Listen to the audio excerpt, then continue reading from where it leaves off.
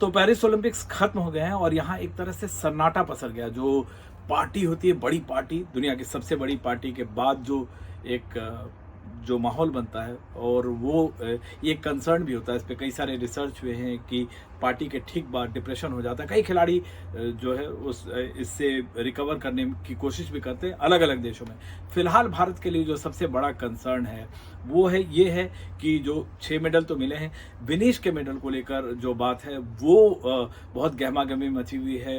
कैस का जो है court of arbitration of sports का कल जो एडहॉक बॉडी है यहाँ उस पर फैसला देने वाली है 13 तारीख को, और वो एक बहुत अहम मुद्दा है क्योंकि उनको सिल्वर मेडल मिलेगा या नहीं मिलेगा, उससे मेडल टैली में भी आप ऊपर जा सकते हैं। अभी अगर फिलहाल मेडल टैली की बात करें तो हमेशा की तरह अमेरिका जो है 40 मेडल और 40 गोल्ड और 126 मेडल के साथ सबसे आगे है। चाइना 40 गोल्ड और 91 मेडल के साथ दूसरे नंबर पे।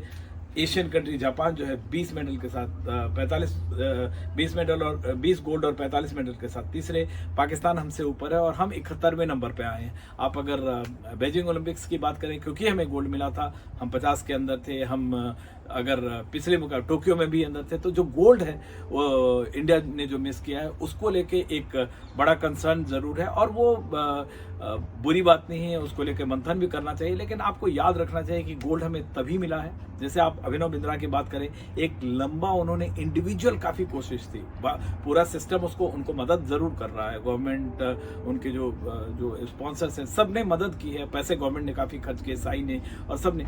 उसी तरह नीरज चोपड़ा में भी हुआ, उसी तरह विनेश में भी सारे। लेकिन जो एक प्लेयर पे आप जरूरत से ज्यादा जोर नहीं डाल सकते। एक प्लेयर पे अगर आप डिपेंड करते हैं कि मेडल आएगा, तो अभिनव बिंद्रा ने 2008 में जीता, 2016 में चौथे नंबर पे रहे। नीरज चोपड़ा ने टोक्यो में जीता, उससे ज्यादा 2 मीटर फेंका, लेकिन उनसे ज्यादा किसी ने फेंक दिया, 91 मीटर फेंक दिया।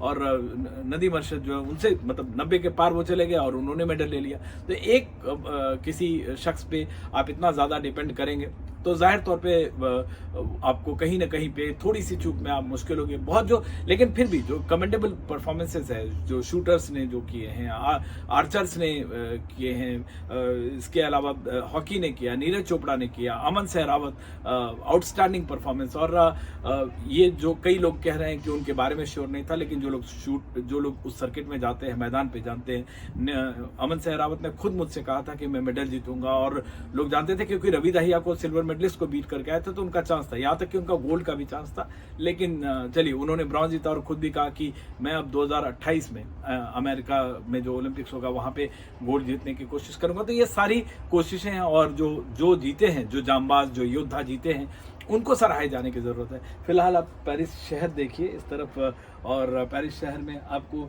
एकदम नीरवता, शांति छाई हुई लगेगी। लेकिन ये है कि एक तूफान गुजर गया है, इस शहर को बहुत बड़ी राहत मिली है, क्योंकि शहर पे टेररिस्ट अटैक का खतरा था। पुलिस जरूरत से ज्यादा, जो क्लोजिंग सेरेमनी हुई जहां टॉम क्रूज आए और आसमान से नीचे आए, और उन्होंने अपने स्टाइल से जो ओलंपिक का फ्लैग है वो लेकर चले गए अमेरिका, लॉस एंजलिस में। और मिशन इम्पॉसिबल का थोड़ा म्यूजिक भी बजा, और लोग जाहिर तौर पे टॉम क्रूज का अपना अलग जलवा है, चाहे पहले मिशन इम्पॉसिबल हो या अब तक उनका एक जलवा बरकरार है। और उसने क्लोजिंग सेरेमनी में एक थोड़ा समा भी बांधा। क्लोजिंग सेरेमनी का काफी सारा जो वर्ल्ड कनेक्ट है वो एक तरह का एक्साइटमेंट है। क्लोजिंग सेरेमनी फ्रांस ने भी अपने जो ट्रेडिशन है उसकी लेगासी को काफी अच्छे से दिखाने की कोशिश की।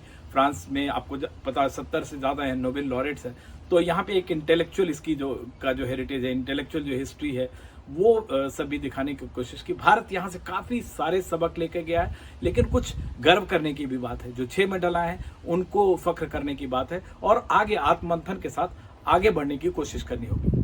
पेरिस से विमल मोहन, एनडीटीवी इंडिया।